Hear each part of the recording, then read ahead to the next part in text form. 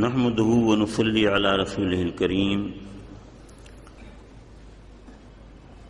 अम्मा बाद अऊज़ु बिल्लाहि मिनश शैतानिर रजीम बिस्मिल्लाहिर रहमानिर रहीम इन्नल्लाह व मलाइकतहु युसल्लूना अलन नबी या अय्युहल्लज़ीना आमनू सल्लु अलैहि व सल्लिमू तस्लीमा अल्लाहुम्मा सल्लि अला सय्यिदिना मौलाना मुहम्मदिन व अला आलि सय्यिदिना मौलाना मुहम्मदिन सलातन व सलामन अलैका या रसूलल्लाह या Habibullah.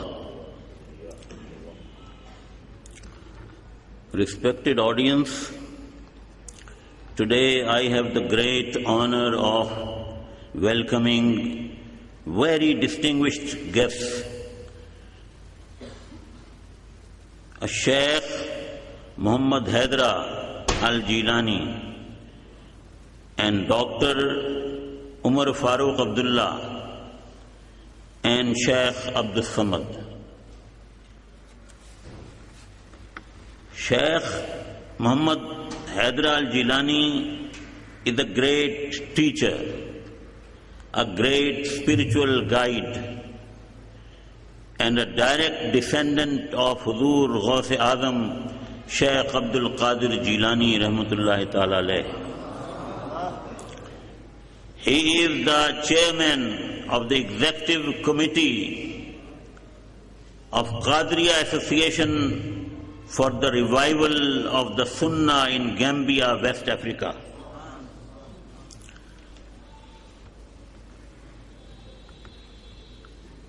Dr. Umar,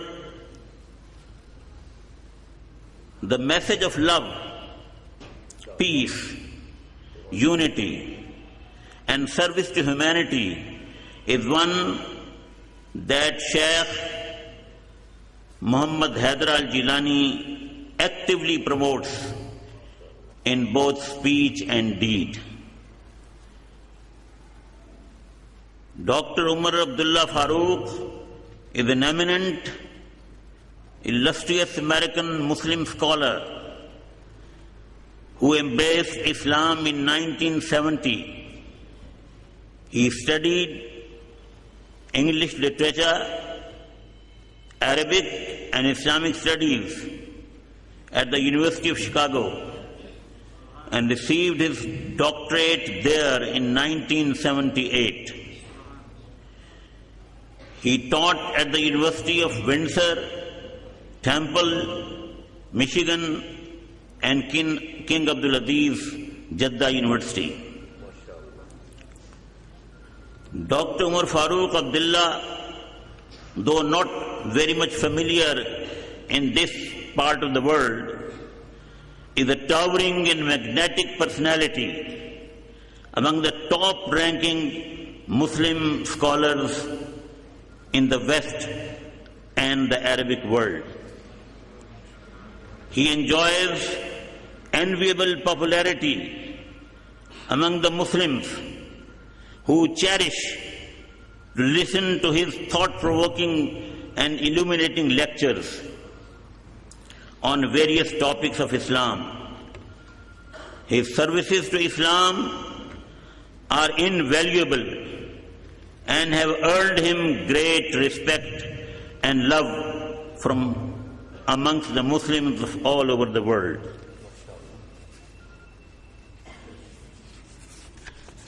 Dr. Umar Abdullah Farooq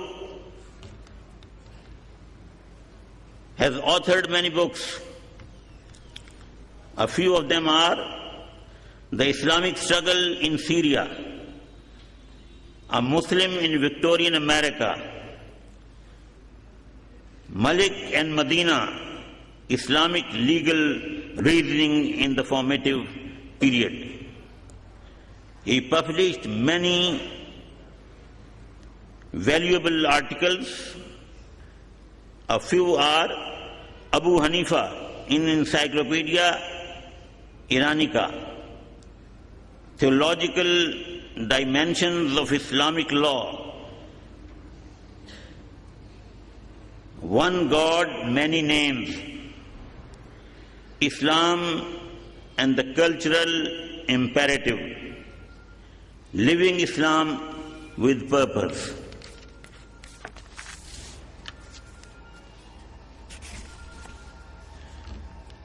A look at the Islam's birth and history is enough to prove that Islam had come to a war-torn Arabia, and by the time of the Wisal of our beloved Prophet, he had single-handedly managed to unite and bring peace to the various warring tribes of the land and the lands beyond that.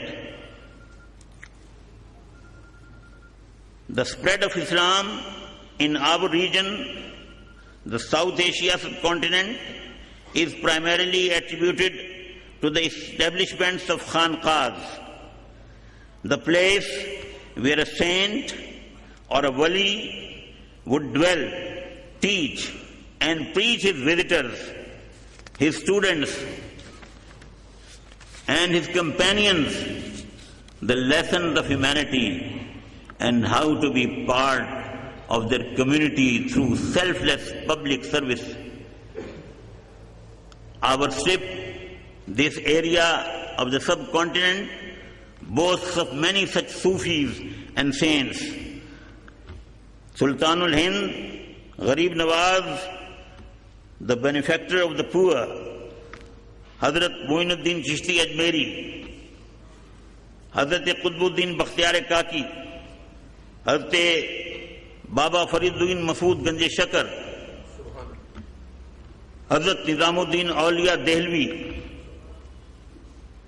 Hazrat Alauddin Ali Ahmad Sabir Kalyari, Hazrat Ali Hajwari Al-Maruf Data Ganjbakhsh, Hazrat Sheikh Bahaul Deen Zakriya Multani, Hazrat Abul Fatah Shah Rukn Alam,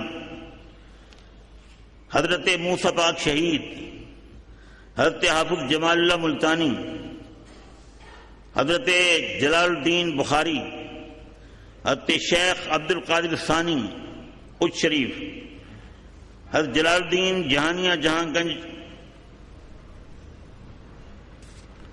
and so many. These names that I mentioned are but a few of the many shining stars that illuminated dark pathways for the local people for centuries and showed them the way to true peace. It was the love of such Sufis and awliya that the swords of the conqueror, not the swords of the conqueror, who poured in from across the borders and mountains, it was the efforts of these selfless and patient saints and Sufis, not the warriors who fought over riches and thrones and power, that made Islam a favorite religion among the non-believers of South Asia. It was the simple lifestyle of these Sufis, saints and awliya that gave people hope, that drew them to the peaceful message of Islam, that told them that they were not alone, but there was a Creator who loved them and a wise Prophet who left them so much good advice to live by.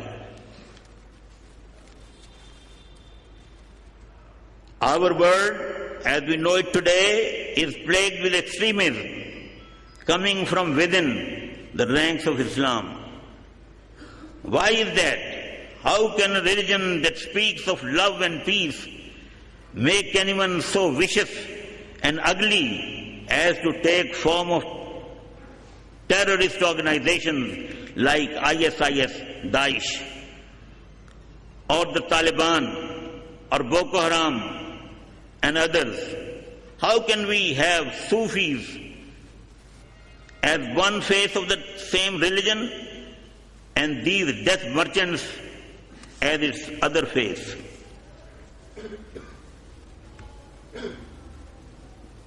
Surely something is very wrong. The essence of Islam is love of Allah and the love of His beloved Prophet sallallahu alaihi wasallam. We believe if you take away the love, the holy text loses its meaning and context. Islam, as is its nature, cannot be learnt in a day, or in a classroom by reading a few articles over the internet. It is a way of life that is learnt by watching someone who is the embodiment of the faith, like the Sufis, the awliya, the saints. I am not going to stand longer between you and the distinguished guests. I am once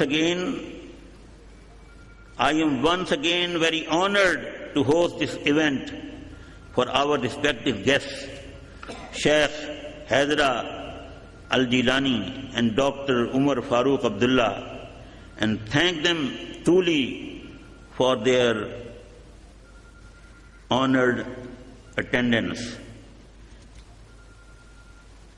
I hope that we are able to take this message forward by virtue of this gathering today, and let it spread far and wide that Islam is indeed peace. The only way forward for the Ummah is to follow the path of the Prophet ﷺ, his family members, his companions, and the awliya who succeeded them. وَمَا عَلَيْنَا إِلَّا الْبَلَاغُ الْمُبِينُ.